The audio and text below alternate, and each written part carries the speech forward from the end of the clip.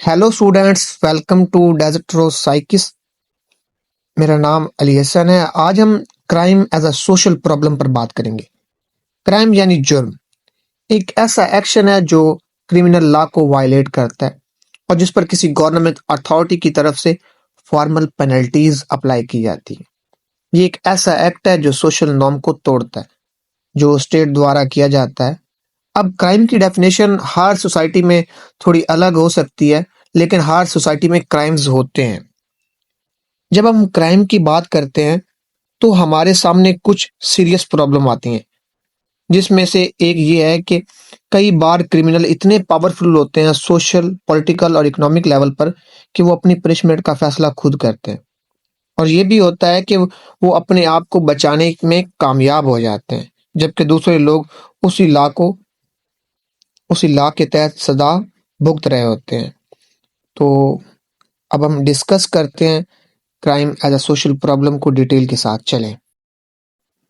तो crime as a social problem, crime एक ऐसी प्रॉब्लम को दिखाता है जो सोसाइटी के नॉर्म्स और वैल्यूज के खिलाफ होते हैं।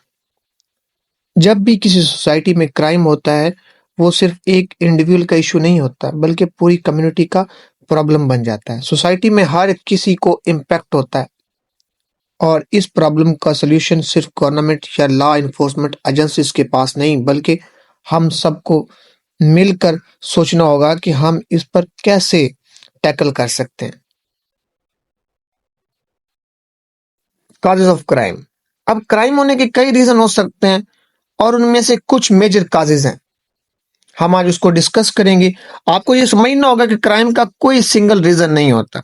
ये एक कॉम्प्लेक्स इशू है जिसमें कई फैक्टर्स का रोल होता है। चलें हम इन सब कॉजेज को डिटेल से डिस्कस करते हैं, जिसमें फर्स्ट है पॉवर्टी, मतलब गरीबी। अब गरीबी यानी पॉवर्टी काफी बड़ा काज है क्राइम का। जब लोग गरीब होते हैं, उनके पास अपनी बेसिक नीड्स पूरी करने के लिए रिसोर्सेज नहीं होते, तो वो इलीगल तरीकों का सहारा लेते हैं। ये हर तरीके का क्राइम हो सकता है, चाहे वो चोरी हो, रोबरी हो, कुछ भी हो। जैसे कि एक पर्सन जो फाइनेंशियली स्टेबल नहीं है, वो अपनी फैमिली के लिए कुछ भी करने के लिए तैयार हो सकता है और ऐसे में वो क्राइम में इन्वॉल्व हो सकता है। फिर सेकंड है एजुकेशनल सिस्टम।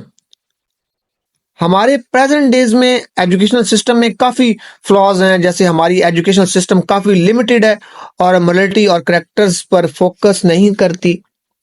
आजकल जो हम एजुकेशन दे रहे हैं वो ज्यादा वोकेशनल या स्किल बेस्ड नहीं होती, जो यूथ को प्रॉपर एम्प्लॉयमेंट प्रोवाइड कर सके।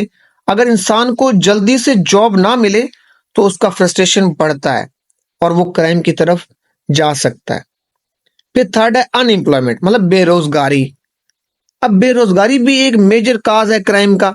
जब किसी का अपना कैरियर बनाने का मौका उसको नहीं मिलता, तो उसकी जो फ्रस्ट्रेशन है वो बढ़ती है और वो इलीगल एक्टिविटीज में इन्वॉल्व हो सकता है। तो बेरोजगार जवान अगर अपने नीड्स को पूरा करने के लिए किसी भी तरीके से पैसा कमाना चाहे, तो वो क्राइम की तरफ भी जा सकता है। फिर फोर्थ है पॉलिटिकल सेटअप। जो हमारा पॉलिटिकल सेटअप भी कई दफा क्राइम को इनकरेज करता है। अब जैसे कि गवर्नमेंट मशीनरीज हैं, स्लो और इनएफिशिएंट्स होती हैं, जिसका फायदा क्रिमिनल उठाते हैं। अब लीगल सिस्टम भी काफी कॉम्प्लेक्स होता है, जिसके चलते क्रिमिनल को लगता है कि वो बच सकते हैं।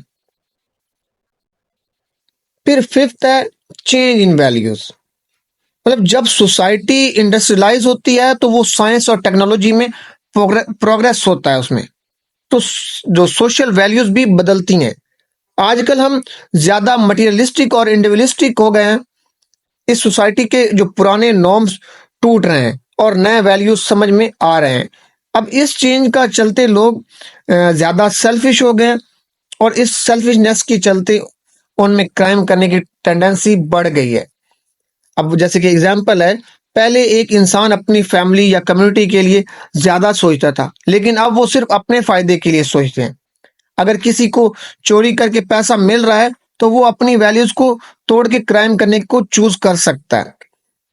तो स्टूडेंट्स, उम्मीद करता हूँ आज का लेक्चर आपको समझ आया होगा। अगर आपको लेक्चर अच्छा लगा है, चैनल को सब्सक्राइब करें। अगर आपका कोई क्वेश्चन है तो वो आप कमेंट कमेंट बॉक्स में पूछ सकते हैं। Thank you.